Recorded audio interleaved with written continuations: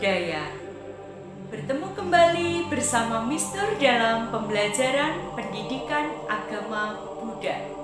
Namun, sebelum kita pelajari materi pada hari ini, mari bersama-sama kita awali dengan doa nama Karagata. Arahang Sama Sambuddho Bhagawa Buddhang Bhagawatang Abhiwademi Swakato Bhagawata Dhammo Dhammang Namasami Supatipanno Bhagavato Sawaka Sangho Sanghang Namami. Sabesata Bhawantu Sukitata, semoga semua makhluk hidup berbahagia. Sadu, sadu, sadu. Dan bersama-sama mari kita pelajari materi pada hari ini. Untuk itu, simak videonya hingga selesai agar Ananda dapat memahami materi kita hari ini. Materi kita pada pertemuan kali ini adalah tentang kehidupan manusia dengan alam semesta. Kehidupan manusia tidak dapat dilepaskan dari alam semesta karena manusia selalu berhubungan dengan lingkungan. Manusia harus memahami sistem lingkungan tempat manusia berada melalui ilmu lingkungan.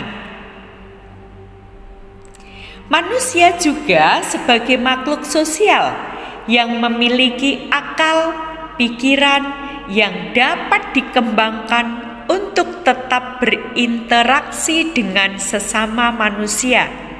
Selain itu, manusia juga harus mampu mengembangkan hubungan bermakna dan kepedulian terhadap alam sekitar. Baik, kita bahas terlebih dahulu tentang pengertian lingkungan. Lingkungan adalah suatu media di mana makhluk hidup tinggal, mencari penghidupannya, dan memiliki karakter serta fungsi yang khas yang mana terkait secara timbal balik dengan keberadaan makhluk hidup yang menempati. Berdasarkan telaah secara umum, ternyata faktor yang berpengaruh itu ada 3 hal berkenaan dengan pelestarian lingkungan. Yang pertama adalah berdasarkan pada kualitas sumber daya manusia. Yang kedua, tantangan yang dihadapi, dan yang ketiga, kemampuan menghadapi dan mencari jalan keluar dari tantangan tersebut. Dengan memiliki 3 hal faktor yang tersebut di atas, maka seseorang, katakanlah manusia, akan memiliki rasa kepedulian yang besar terhadap pelestarian lingkungan. Nah, ilmu pengetahuan, teknologi, dan seni atau iptek merupakan juga 3 unsur utama dalam kemajuan peradaban manusia. Karena apa? Karena iptek, dengan adanya kemajuan iptek, manusia dapat mendayagunakan kekayaan lingkungan alam semesta untuk menunjang kesejahteraan dan meningkatkan kualitas hidup. Perkembangan ilmu pengetahuan dan teknologi di suatu negara sebagaimana kita lihat sekarang ini begitu beragam. Ada yang berkembang lambat, ada yang cepat, namun juga ada yang sangat cepat. Nah, baik. Manusia sendiri itu wajib memanfaatkan potensi alam. Untuk apa tadi? Untuk menunjang kesejahteraannya dan kehidupannya. Namun, bagaimana seharusnya manusia memanfaatkan potensi alam tersebut? Manusia harus memanfaatkan potensi alam secara seimbang serta menyelesaikan masalah yang mengancam kelangsungan dan kelestarian alam tersebut. Hendaknya manusia memanfaatkan potensi alam secara seimbang tanpa membawa kerusakan pada alam. Karena apa? Manusia hidup, tumbuh, dan berkembang dalam lingkungan alam, baik secara sosial dan budayanya. Ya, oleh sebab itu manusia memiliki tanggung jawab yang besar terhadap kelestarian lingkungan.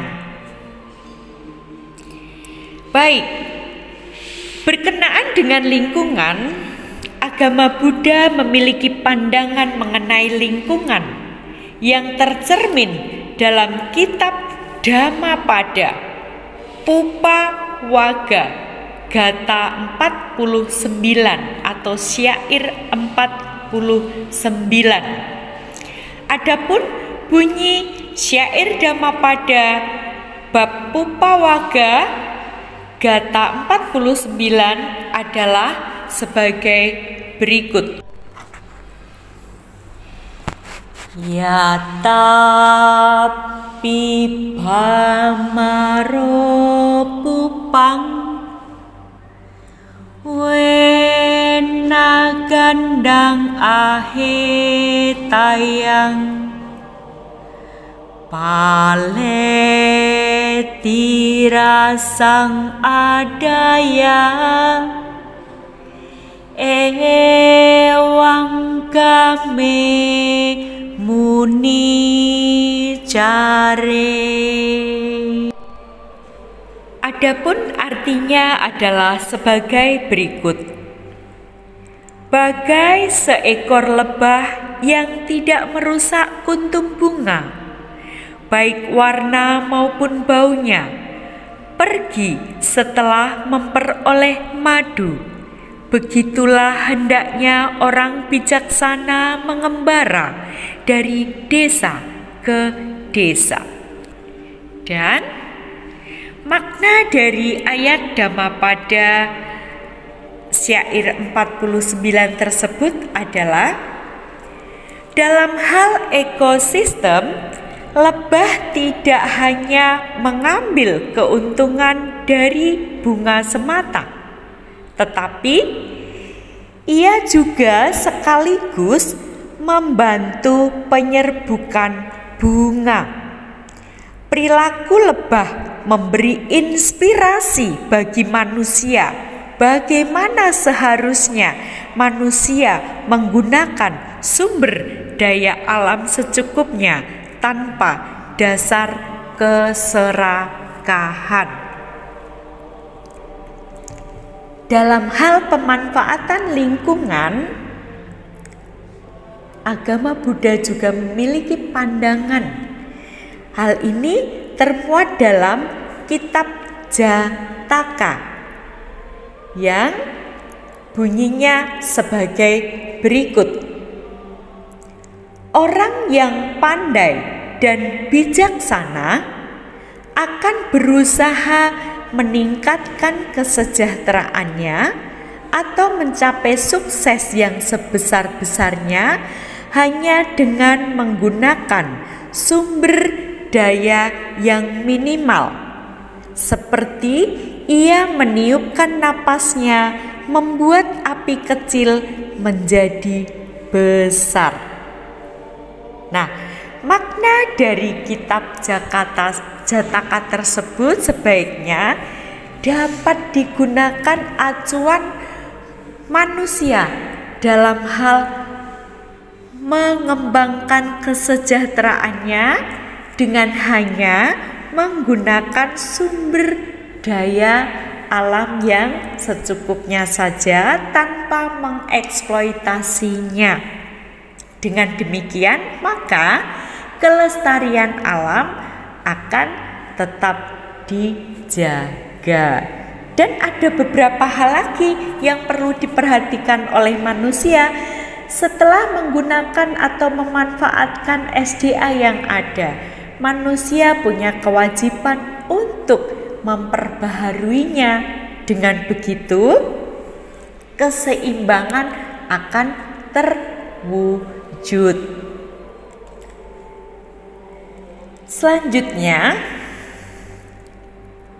peran manusia yang menguntungkan lingkungan. Peran manusia yang menguntungkan lingkungan antara lain melakukan eksploitasi sumber daya alam secara tepat dan bijaksana, terutama sumber daya alam yang tidak dapat diperbaharui.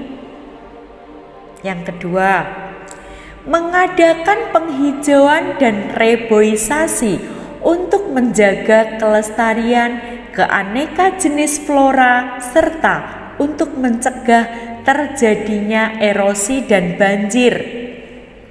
Yang ketiga, melakukan proses daur ulang serta pengolahan limbah agar kadar bahan pencemar yang terbuang ke dalam lingkungan tidak melampaui nilai ambang batasnya. Terkadang kita manusia lalai dengan hal ini. Membuang sampah plastik yang dianggapnya hanya sehelai. Sementara kita sadar, kita tahu sampah plastik itu tidak akan mudah terurai. Hingga ratusan tahun, sekalipun dia terurai, dia akan tetap mencemari tanah dan menjadi polusi bagi tanah. Kita lanjutkan yang keempat. Melakukan sistem pertanian secara tumpang sari atau multikultur untuk menjaga kesuburan tanah. Untuk tanah pertanian yang miring juga dibuat sengke atau pencegah derasnya erosi serta terhanyutnya lapisan tanah yang mengandung humus. Yang kelima, membuat peraturan organisasi atau undang-undang untuk melindungi lingkungan dan keanekaragaman jenis makhluk hidup. Oke, baik.